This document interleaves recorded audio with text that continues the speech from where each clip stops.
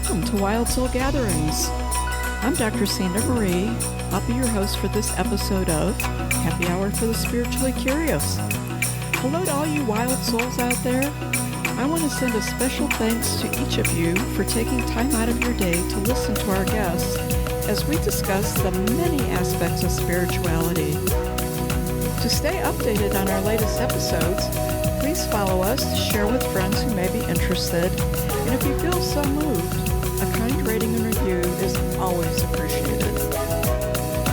The tradition of happy hour, cheers to some new insights, peace, revitalization, and perhaps an aha moment that may change your life. Hi, welcome to Wild Soul Gatherings. I'm Dr. Sandra Marie, and I'm going to be your host for this episode of Happy Hour for the Spiritually Curious. Today, I am honored to have Rick Hayes as our guest on the show. Rick is recognized as one of the top 25 psychic mediums in the U.S., and he's also a best-selling author. Rick also has a podcast called Believe with Rick Hayes, and is a popular keynote speaker at colleges, spiritual, and business venues, where he uses his special gifts along with his life coaching skills and focuses on assisting others in rebalancing their lives and looking at the purpose of their lives. Welcome to the show, Rick. Well, thank you, and happy holidays to you, Doctor. Thank you. It's that beautiful time of year for sure. Doctor, I'd like to thank you again for this opportunity to be on your show. And, it's been an incredible journey just being a part of your journey for the last 15, 16 years and watching the shifts and the changes in your life, seeing the abundance of blessings you're receiving in your life and the directions you're getting. So it's been incredible. It's been incredible just to be a part of it. Thank you for that. Thank you, Rick. It's great having you here. Honestly, where to start with this interview? Rick and I have entered each other's worlds, I think it was like 15 plus years ago. Rick, you have been a mentor, a teacher. You've used your special gifts of mediumship that really have changed my world and my realities like forever. I really want to start with, what was it like growing up as a kid and being a teenager with those types of gifts? And when did you decide to go public with it? Well, I just considered myself being normal. When I recognized my abilities, I share this, that I feel like we're all born with talents and skills and abilities, either spiritually or other. If you recognize these abilities and talents and skills that you have in your life, you should apply them in your life because it'll make your life a more abundant life. It'll direct you on your purpose. For me, I know I was born with these abilities because I can recall very, very early in my age that I was able to see, hear, and acknowledge those in the next part of life, in what many call the next dimension or the next. In church, growing up in church, it was called going to heaven. I recognized them early in my life. First experience I can recall, because I always often ask, when did you first realize you had these abilities? I feel like I was born with them, is whenever my memory can take me back to an experience. I had an experience where my dad, we went to some friends' homes, and my dad and this friend was standing in the kitchen near the stove, and I was sitting at the table probably doing something, because I was always doing something. I was sitting at the table, and I heard them talking about this individual that they had worked with and had just passed away just about 3 weeks before. And they were talking about him, and as they were talking about him, I was sitting at the table, and I looked over, and I thought, why isn't Dad and this guy talking to the guy standing next to them? I thought, they're talking about him, why don't they talk to him? I can remember that because I thought, here was this guy in spirit that was standing right there because he was friends with my dad and this other person, and they were talking about him, but they weren't recognizing him. That was my earliest experience. And then I like to share that I grew up with recognized that I was able to see, hear, and feel those in the next part of life. In the area I grew up is a small community. We didn't talk about it. We didn't talk about my abilities. My family knew, I knew, but we really didn't say much about it. For a couple reasons. First, I was raised in a church-oriented atmosphere. I'm very proud to share my grandfather was a very highly respected evangelist and minister. Because of this church upbringing, we didn't talk about it much. The other thing was I wanted to have friends. I didn't want everybody to think I was weird, so I just kept it to myself. I did that through my life until about 22, 23 years ago, and I had an experience in my life that this person basically shared with me. I was being selfish because I was giving something that I could be serving others with and helping others with, and I was being selfish because I was keeping it to myself. And the day she told me that is the day that I feel that I begin my path and purpose. For the last 20 plus years, this has been my path, this has been my purpose, sharing and serving. That's what it's all about, is these abilities, these gifts, whatever you want to call them, is to serve. And that's what I've been doing for the last 20 years. It's been a phenomenal 20 years. I get to meet great friends like Dr. Sandra Marie, who I probably would have never met in my life if it wasn't for these abilities. I thank the Creator for that. That's a little bit of how I grew up with them, and I lived a fairly normal life. I went to high school, went to college, I partied in college, and things like that. Throughout my life, I was recognizing them. I never ignored them. I always recognized them, but I just didn't talk about them. Wow, that's really interesting.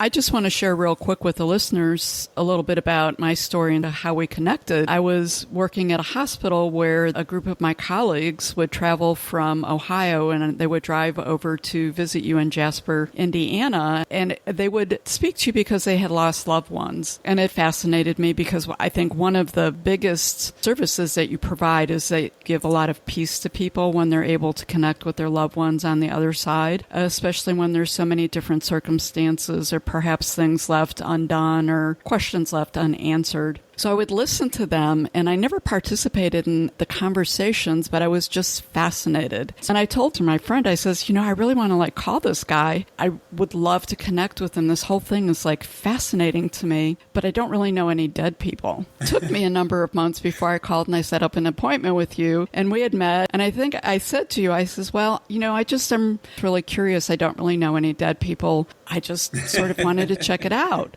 Only to find out that I know a lot of dead people. Now I use the term transition. The reality of it was I connected with a grandmother that I had never met. She had transitioned way before I was ever born. And I remember you asked me about pictures that were on my wall about that side of the family. And you told me, you said, I just want to let you know it's not normal to have pictures of dead people you've never met on your walls. There's a reason for this. As you shared things with me, and we were in different states, and you described the room that I was living in, and I told you that my grandmother loved baseball, and you said that I had these old encyclopedias that were brown with a black binder in the basement, which I had just happened to purchase at a garage sale at that time. That's how long ago it was. And you said, open up this volume to this page, and she's telling me to tell you to do that. So I sifted through all these boxes and these books, and when I opened it up, it was a chapter on baseball. One of many stories, but that was my first reality that we were infinite beings, that we lived on forever, that this is just an experience while we're here on Earth. We have many different lifetimes. There's lots of spirits out there interacting with us, and it's not just people who are disembodied and transition. There's angelic people. I know I've had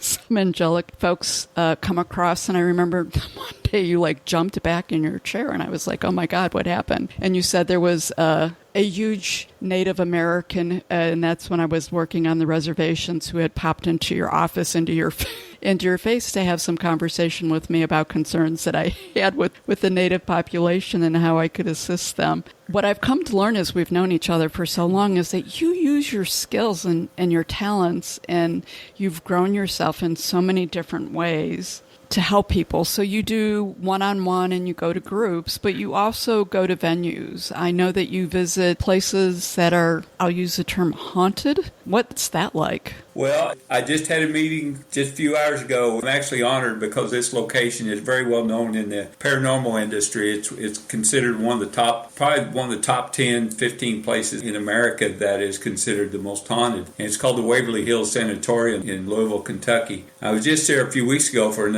appearance, and I've been there. I've actually visited there for the last, I think that was my 10th visit there. I was actually honored to be one of the first. Well, I was the first psychic medium to go in there, just check the place out before it really became popular years ago. And I just got done with the meeting this morning because I want to do an event there in March. We're going to have access to the whole place, and it's a large place. It's different for me because When I'm doing one-to-one, either virtually, a telephone, or in person in my office, they will come to me. And again, keep in mind what all these individuals around us in spirit are doing is they're helping us to learn. They're helping us to grow in life. And they're giving us the validations of a continuing life. That's what they're doing for me. I'm just basically like receiving the messages and then sharing with the individuals. When I'm in personal consultations, I tend to see them differently than I do when I'm in places like the Waverly. If I go to historic locations often, they will help me by showing me what they look like in the physical body. I always like to share with everyone, it's really like stepping back in time when you see them. Gettysburg is another place I've been to several times, but I go to Gettysburg, I see the soldiers. They want me to see them what they look like when they were in the physical body, if they was a soldier, if they were,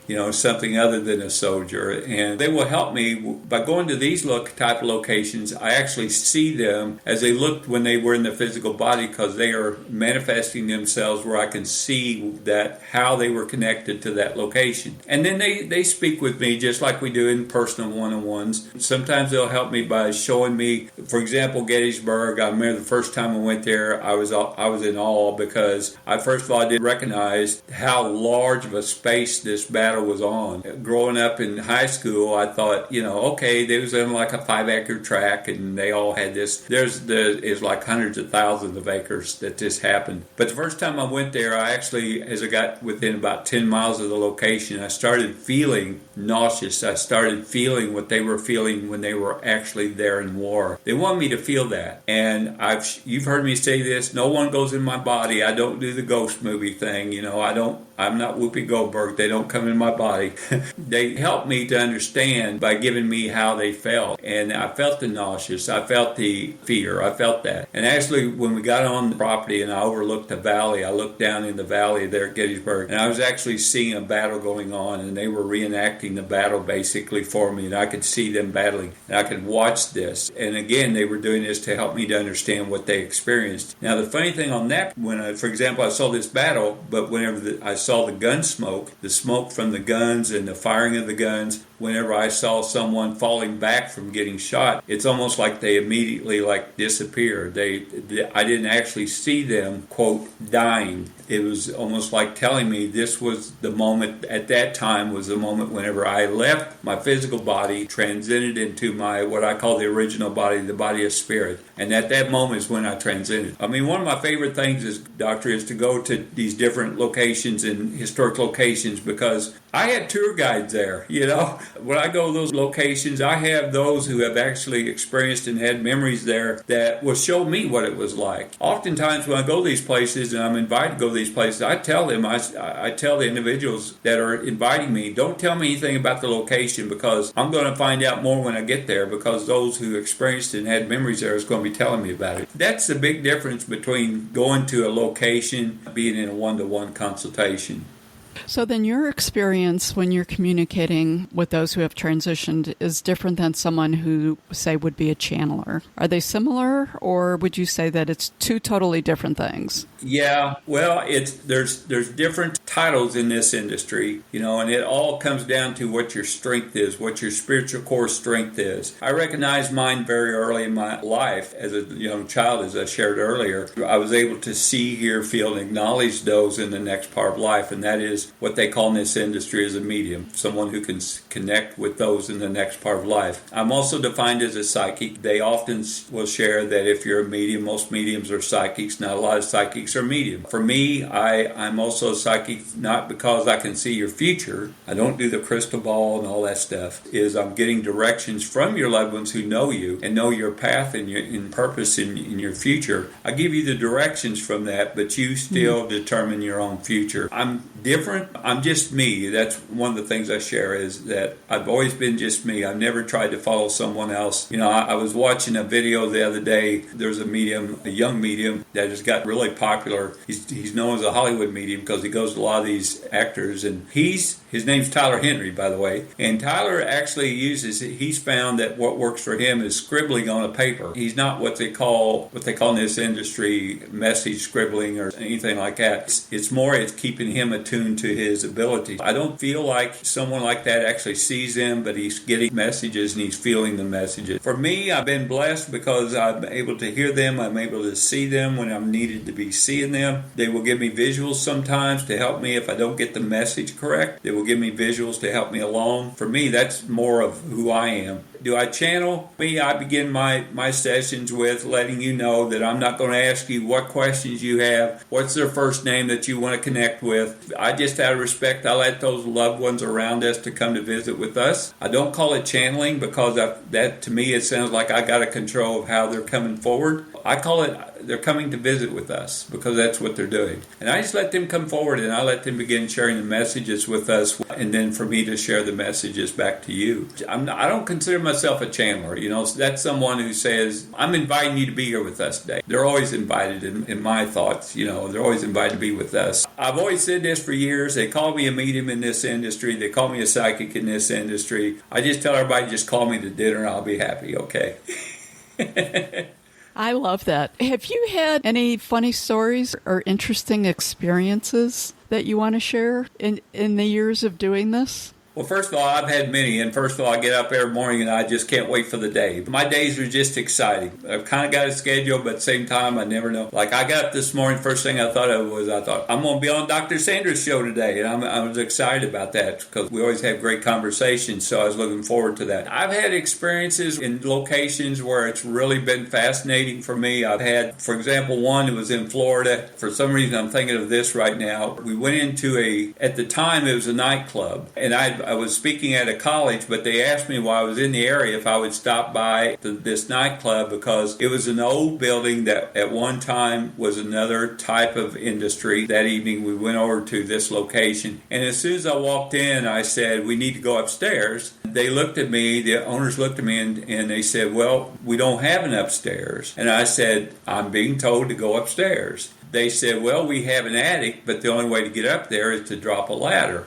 And I said, that's where I need to go. And so we went upstairs, and I was getting messages up there. And when I'm doing this, when I'm really visiting and connecting, I really don't pay much attention to, I'm always protected for some reason, but I'm never paying attention to my physical environment. I'm listening to what they're showing me. I'm listening to what they're telling me. And we were up in this attic, and fortunately I had an individual with me that was, he was a linebacker in football, so that tells you how big he is. We were walking along this, I was getting the messages, and we was walking along this attic, and all of a sudden I felt these two big hands grab me by the shoulder and pull me back. Well, I thought, okay, who's grabbing me here? And I turned around, and it was my assistant, the football player. And I looked over at him. I said, is everything okay? What'd you do that for? And he said, you almost fell. And I said, almost fell? And he said, yeah, look here. And he took a flashlight. About 3 feet in front of me was this large hole. If I would have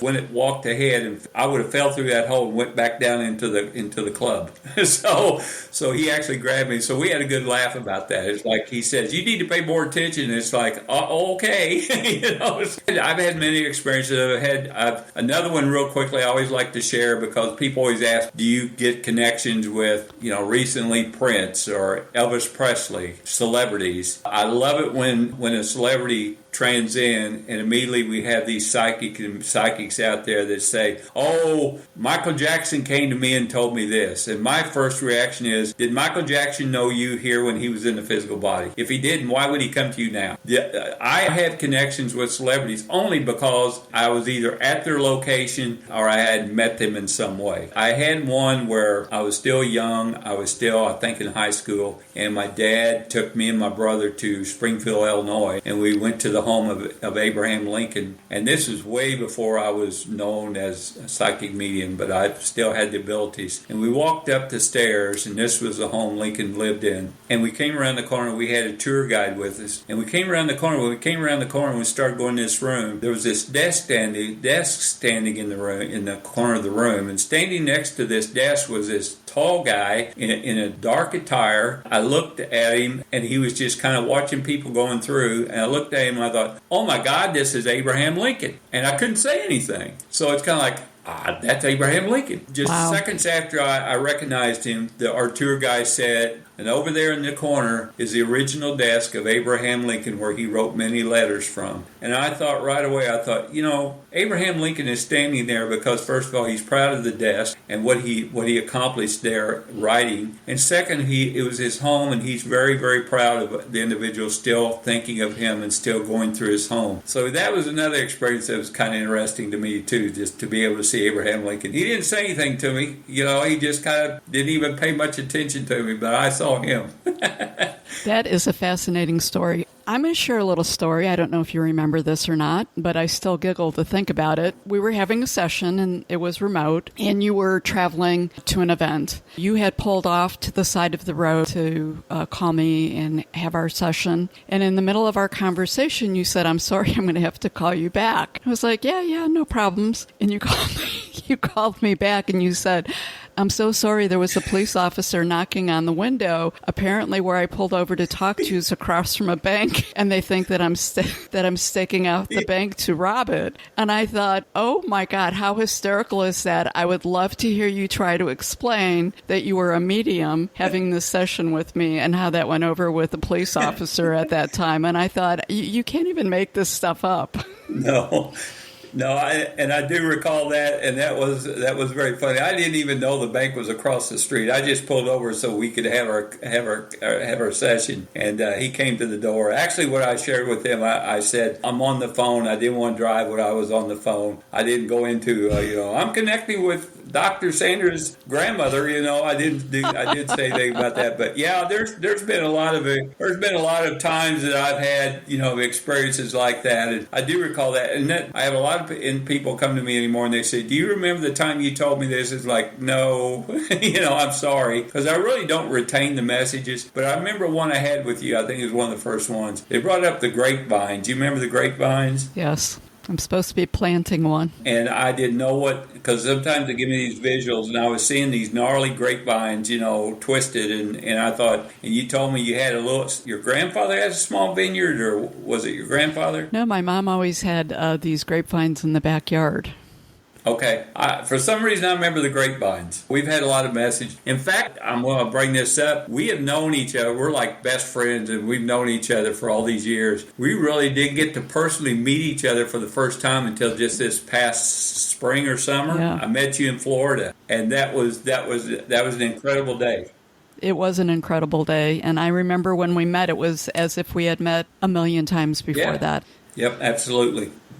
I'm going to shift course here a little bit. You have a logo, a tagline that you use that I think is amazing, and it's called Believe, and you use it with the capital B-E-B, Believe. Can you tell me a little bit about Believe, where that came from? I think at one time you were teaching some classes that you called Believe. Yeah, actually, I've kind of expanded that. I've kind of changed the life coaching classes. I call it Believe to be a Better You class, and I have master classes now. Originally, over 20 years ago, I knew I was going on this path, being in marketing. I knew that I needed some type of logo. At the time, I was at my mom and stepdad's house. It was late at night. I was sitting at the desk at the computer. I was trying to come up with a logo for what I was going to do. My grandfather walked in behind me in spirit, and he said, "Rick, life is a gift." I said, "Wow, that is so true." And so I created the company incorporated. It is called Life's Gift, and the logo was designed by spiritual inspiration. If you look at the logo, the word Life's Gift above the letter I is a little asterisk that is a symbol of those in spirit who is with you or I.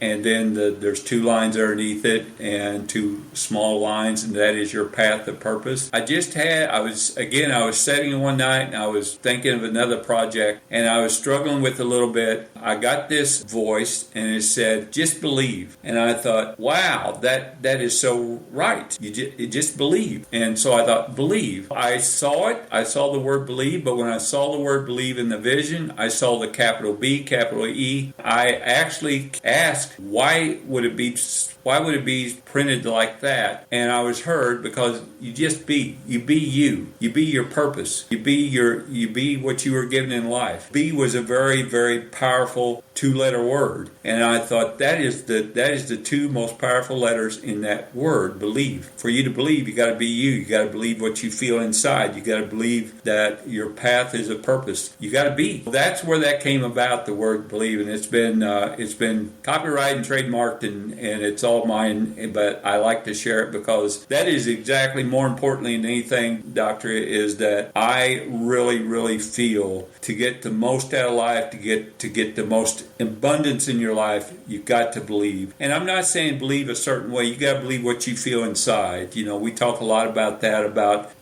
religion and about traditional religion, and I grew up in it. But it all comes down to this. It's what you feel inside, the belief you feel inside. That's all that matters, the spiritual belief you have inside. So that's where belief came. It wasn't just, I don't take credit for it because someone gave it to me. Someone out there gave it to me.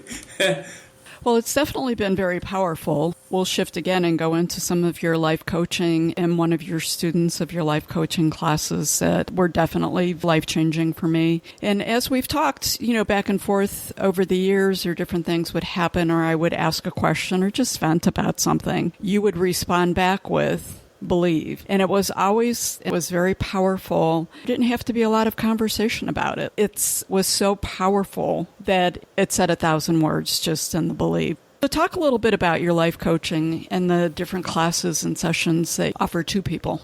First of all, I've kind of been known as the belief guy, I guess, because this time of the season is when I start getting gifts with words believe on it. And my home has got several items with believe. My office is literally a believe office. It does that word, even before it became a part of me, it's always been a part of me. I really truly believe to get you got to believe in yourself. You got to believe in guidance. You got to believe. It's just a powerful word. My life coaching came along, and you've heard me talk about this. You never know if you just start allowing your path take the direction as it should, and you just be guided with it. Really abundant things start happening. You're a good example of that. Okay, it's the same thing for me when it came to life coaching. For several years, up until about 8 years ago, I was basically taking and serving others with the abilities I was giving and giving them the messages of the next part of life and believing and bringing the comfort and knowing that there's another part of life than just here through the validation of messages. I started recognizing there were so many individuals that would come here for a session. At the end of the session, they would say, Rick, you've helped us bring comfort in knowing our loved ones are around us. You've helped us to know that and have a belief there's more than just life here. But what about life today? What about my marriage? What about my career? What about my purpose? I'm struggling with life here. It really kept coming to me, and I always share that when you're getting signs, it's giving you directions. And I kept getting these signs like I needed to go into another part of life, and that is life daily. When I do something, I really want to learn all that I can. I give it 110%. So I started studying with who I feel is the best in the industry. His name is Tony Robbins. He is the life coach in the industry. And I started learning and taking classes from him, and I started recognizing the powerful tools that he was giving out to enrich other people's lives for themselves. I just started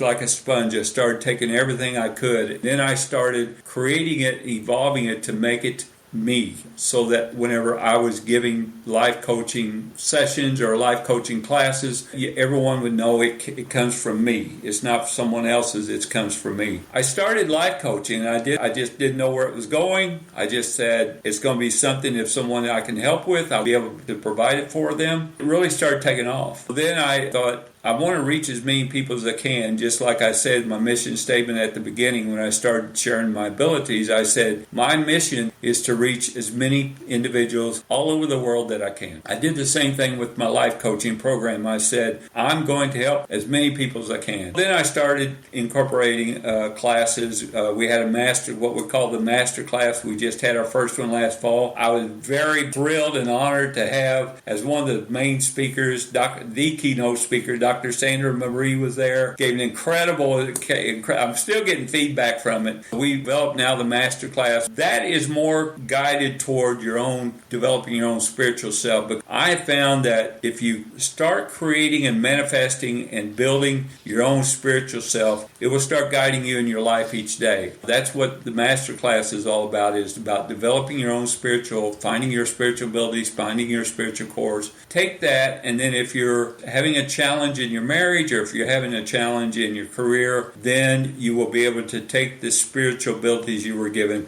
For example, I'll give an example. If I had one just a couple weeks ago, it all comes down to confidence and diminishing the insecurities within oneself to get the abundance. But this individual was really struggling with her career. She was really struggling. She felt more and more pulled because she went to the master class. She felt more and more pulled to change direction. You can kind of relate to this, can't you, Doc? Okay. For her in the last a couple weeks ago, she was sharing with me this, and I said, where do you feel you're being pulled to? And she told me, and I said, follow those paths, follow those steps. Now, one of the things I share in life coaching is you can't make a square go into a round hole. You got to allow it to happen as it should. That's what she's doing now. And I just got correspondence with her yesterday, and she's already taken the steps and already seeing changes. That's what life coaching is all about, is to help, to give tools, to give directions. You still have the gift of choice to choose how you want your life to be, but to give you the tools and the directions so that you will find a more purposeful life and you get the more abundance in life, because that's what life's all about, to embrace it and to enjoy it.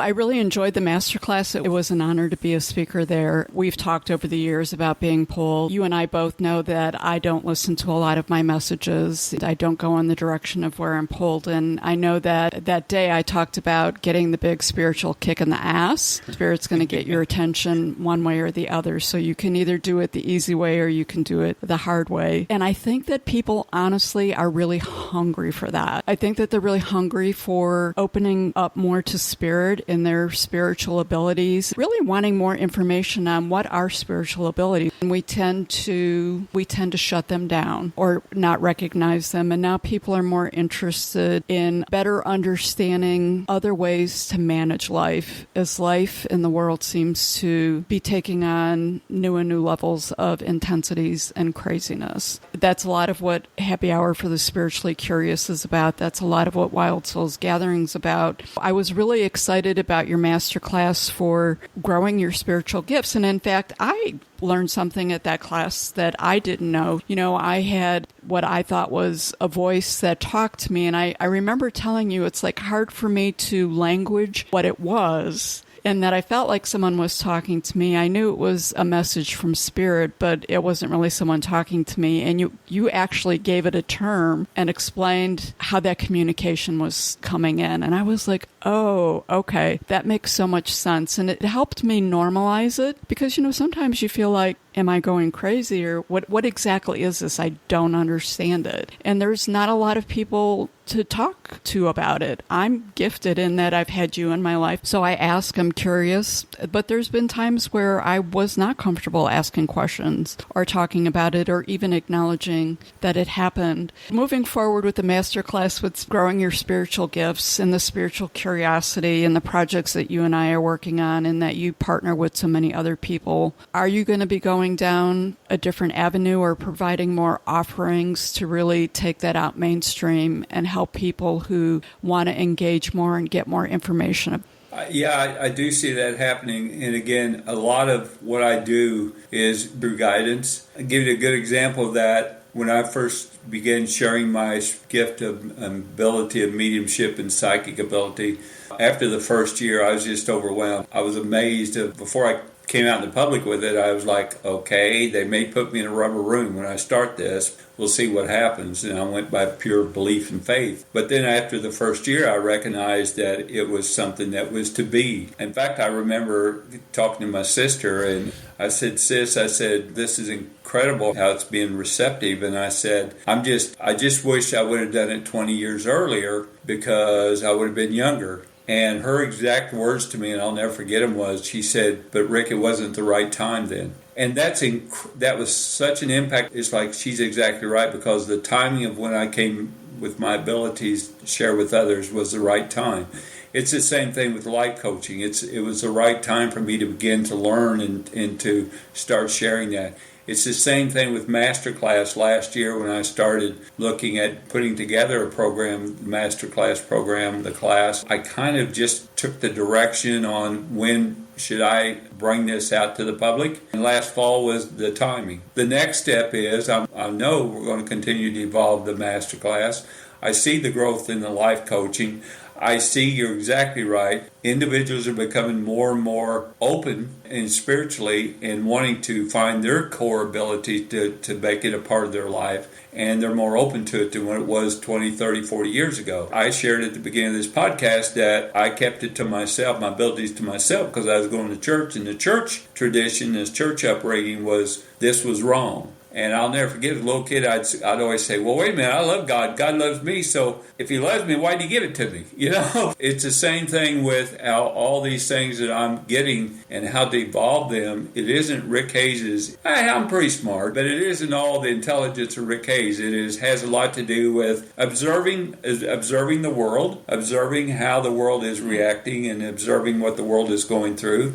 It has a lot to do with me receiving messages, sharing, this is the time for it to happen. It also has to do with I'm getting messages of sharing, this needs to begin now. You need to start developing and evolving this. I'm the assistant to the spiritual aspects of things. I'm the assistant to just share. I do see the master class evolving, becoming bigger. I saw that after the first class we had last fall and the reception we had. We had it here in my local area, and this is a very, very conservative area. The reaction we got from it and the reaction after we had it saying, when you're going to have the next one, is telling me this was the right time. We're going to involve it more. I think you and I talked about what we can do to make it even better than the next master class. Excited about that. We're projecting right now, we're actually working on scheduling 1, maybe 2 next year, just the master class itself, because more and more individuals are wanting to. I'm just inspired by that because individuals are recognizing it's like, we shouldn't be going around this life being in doom and gloom and dread and in fear and worrying about the next day. We should take every moment we're given and embrace it and be the best we can be and receive the best we can receive and to go forward in life until we complete this part of life. That's my goal for the master class, is to help everyone to get an understanding of what they really have inside and what they were given, what they were born with. 100%, absolutely. People are ready, looking for people to open that door and help them through them become more independent with it. It's really providing venues and tools and information for people to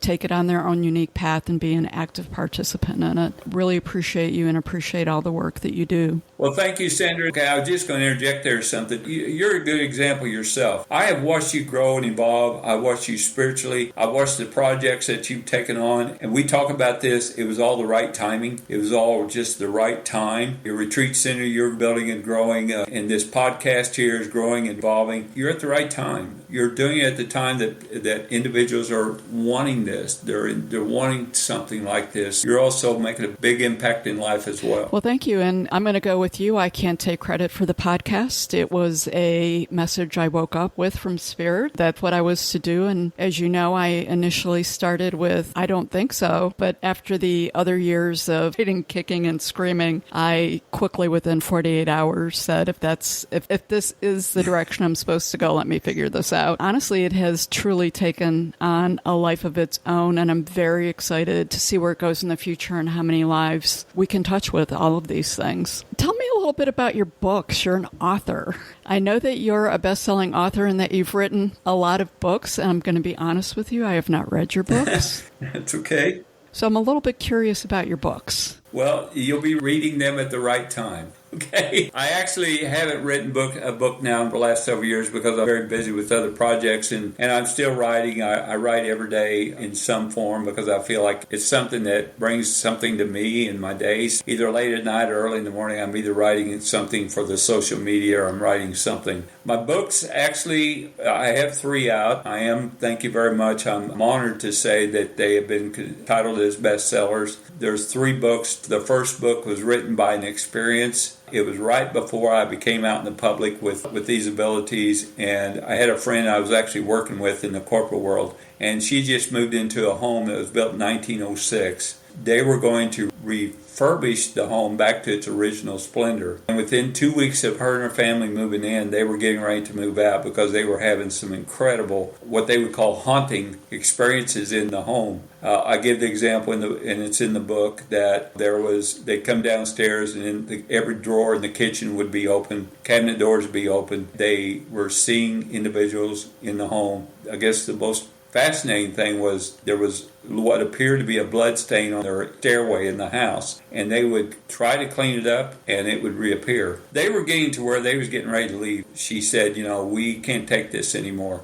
And I'd overheard her conversation with some friends in the office. So I went up to her and I said, I didn't tell her about my abilities. I just said, I'd love to see your house because I've always loved old homes. And we went to her home and she took me a tour and I started telling her a little bit about what I can do and the abilities I was given. What happened was we went over there and I started working with the individual that was there. It was the original builder of the home. He wasn't trying to frighten them away. He was trying to get them to, knowing that they were going to restore the home back to its original glory, he was trying to help them to understand how the home was. We ended up working on that for a couple months and going over there. I went over there maybe 4 or 5 times. And one night we was in her kitchen and she said, Rick, you need to write a book about this, because she said, I know I'm not the only one who lives in a house like this. There's others out there that's experiencing this. You need to write a book about what it is so people will feel more comfortable with it. And I said, well, why don't you write it with me? You write about your experiences in your home, then I'll follow up each chapter with, these are the reasons why. And her words to me was, she said, yes. She said, I'd love to, because she said,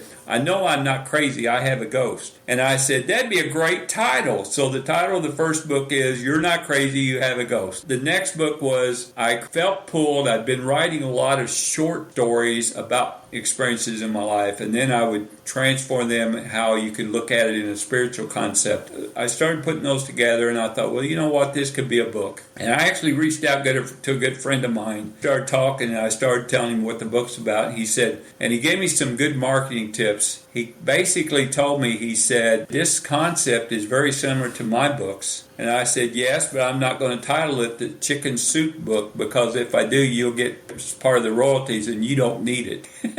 I like to describe that book. It's called Stepping Stones, and relate that book. If you read the Chicken Soup books by Mark Victor Hansen, I could have very easily titled it as Chicken Soup for the Paranormal, so I didn't. It's called Stepping Stones. And then the third one was more of a, I don't want to say anger, but I was just getting fed up with individuals in the industry. Every time they went somewhere was saying, oh, that place is haunted. Oh, that place has negative energies. Oh, this place. And I was getting fed up with that. And I thought, you know what? I need to write something to help individuals understand that not every place you go to is going to have negative energies. Not every place you go to is going to be haunted. I wrote Reasons for Hauntings. It began as a book, and then they transferred it into a printed book. It's a step-by-step what you can do if you feel like you have activity at a home, what steps you can do to research it, what steps you can do to get more connected to the spirit, and the reason why, more importantly, to get more comfortable with it. In my first book, I wrote this line, the only fear you have is fear itself.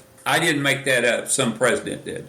But I expanded on that. I said the only fear you have is fear itself, but to understand will eliminate the fear. But if you think about it, if you're afraid of something, you realize because you really don't understand it. But the more you understand something, the less fear you become. That's what Those in Spirit is all about. The more you understand the reasons they're there, the more you understand what they're trying to express. Once you understand why they're in your home, it becomes more and more comfortable. Just like my friend who, the first book, they ended up living there 7 years, and they were very comfortable with that one in spirit that was still around. Because they understood him. They understood what he was doing. So yes, that's my book. Thank you for bringing those up. My publisher keeps telling me when I'm going to get the next one to me. And it's like, I'll get it to you this year. And then next year she's saying, when are you going to get the book to me? And I was, well, next year, So I'm hoping to have one. I've had one in draft. I've been working on it for several years. I don't want to call it an autobiography, but it is a book about my life growing up with these abilities and things like that. So that will be out next year.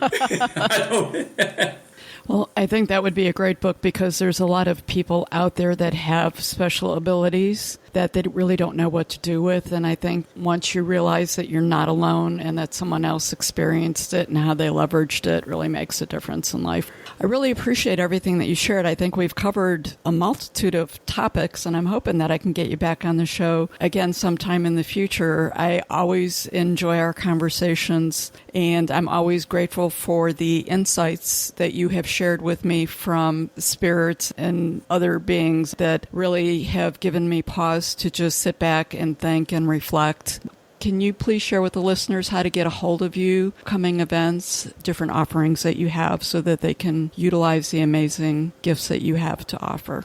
Well, thank you, Doctor. And first, I want to say it's been an honor being on your show. It's been an honor knowing you all these years. And I'm very excited about the projects we're talking and working together on, and I'm looking forward to that. You are bringing so much to individuals. I want to give you an applause for all that you're doing in your path and helping others as well. So thank you for that. It's very easy to do. First of all, if you go on Google, I'm all over Google. You can find me that way. My website is lifesgift.com. I'll spell that for you. It's lifesgift.com, lifesgift.com. You can go there. I'm also on all the social media. If you go on Facebook, for example, I write something on there positive every day. You can catch me on that. We also put on there the events that I got coming up or the appearances. If I'm going to be in your area, be sure and stop by and say hello. I don't travel much in December and January. I've got a couple of things I'm doing, but it's more like filming and things like that. So you can go on social media, you go to my website, and if I'm going to be in your area, I'd love to meet you all and be a part of it. For those listening to this show, thank you again for listening. I want to go back to what we talked about earlier in the show. What can I give you is this. Just believe. Just believe, knowing that your loved ones that are with you and they care about you and love you and they're helping you in your life. You have a creator that's guiding you in your life. As long as you believe within yourself that you know you have the confidence, I call it the humble confidence in knowing who you are, how unique you are. There's no one else in this world exactly like you, so you were created unique like no other. Just know that. Feel confident with that. Live life and love it. Thank you again. It's been a lot of fun. I'll definitely be back. You know where I live. Just get a hold of me. Okay? That I do. I do want to take this time to thank all of our listeners for taking time out of their day to join us and listen. Rick, thank you, and until next time. I'd like to thank our guests for joining us for this episode of Wild Souls Gatherings Happy Hour for the Spiritually Curious. To find out more about our guests, how to contact them, or detail on this episode, please see our show notes. You can also visit us at our website, wildsoulsgathering.com. We would love to hear from our visitors what you thought of this show, what you would like to see and hear in the future, questions you may have. Go to podinbox.com/happy hour for the spiritually curious. You can leave either a voice or traditional message for us. This is your host, Dr. Sandra Marie, sending each of you peace and love. Until we meet again, embrace your wild soul.